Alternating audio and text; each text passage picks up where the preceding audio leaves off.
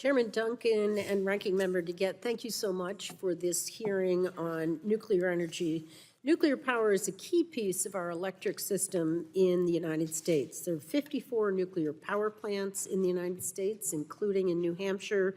These power plants provide nearly 20% of the electricity generated in our country. Preserving existing nuclear resources is an important part of meeting our carbon reduction goals. And as a recent MIT study found, if existing nuclear power plants were to close, we would see an increase in coal and natural gas production to make up for the lost power generation. To help our existing nuclear fleet remain operational, Congress included the Civilian Nuclear Credit Program in the Bipartisan Infrastructure Law and a production tax credit for existing nuclear generators in the Inflation Reduction Act. Question for Mr. Goff, may you comment on how the program passed in the Bipartisan Infrastructure Law and the Inflation Reduction Act are helping the existing nuclear fleet?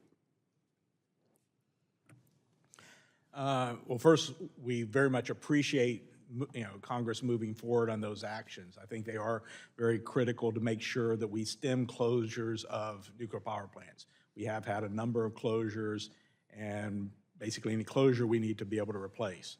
So yeah, we had the Civil Nuclear Credit Program that moved forward first, and has done their round of solicitations and was going forward potentially with one activity in that area.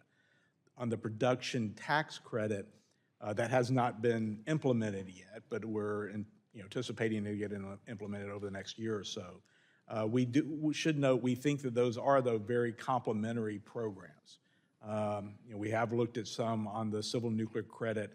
Would passage of the production tax credit eliminate the need for the civil nuclear credit? And the analysis that's been performed indicates that no, there are still some plants that will have, will still potentially need the civil nuclear credit in addition to potentially to the production tax credit. So we think those are very nice complementary things moving forward. So. And I want to take a step back and ask you to think holistically. I know you have 30 years experience in the field and a PhD in nuclear engineering.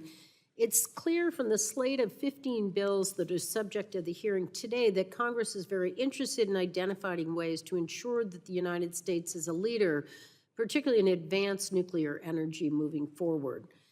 Advanced nuclear reactors are designed to be safer and have fewer environmental externalities than traditional light water reactors.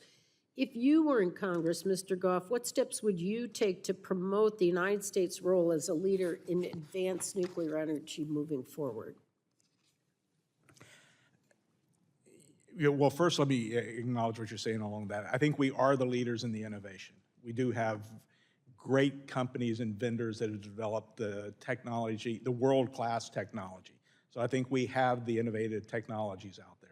We need to now make sure that we can effectively deploy those technologies and be able to export them as well. I mean, some of the key things that we need to do as far as on deployment, say domestically, is we need to make sure that we're de-risking those deployments. These are big capital-intensive projects. We, in general, so the country as a whole, we haven't always delivered well on large construction projects. We've got to make sure that we do deliver on the deployment of these reactors and make sure that we have systems that can de-risk those, especially those first-of-a-kind deployments. That's why we're very appreciative of the funding from the Congress on the Advanced Reactor Demonstration Project and the Carbon-Free Power Project, us doing those public-private partnerships to de-risk those initial deployments, I think, are very important so we can get additional reactors deployed. So focusing again on things that we can do to de-risk those initial deployments, I think is very important.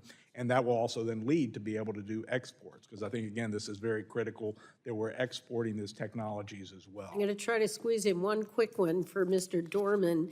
I shared this enthusiasm for the advanced nuclear energy, but I am concerned about safety and de-risking. Mr. Dorman, what resources does the NRC need to ensure advanced nuclear reactors are deployed safely? 20 seconds. Thank you, Congresswoman. I think we've included those resources in our budget requests, and we need to continue our hiring efforts to make sure that we're getting the critical skills that we need using the insights from our pre-application engagements with the developers.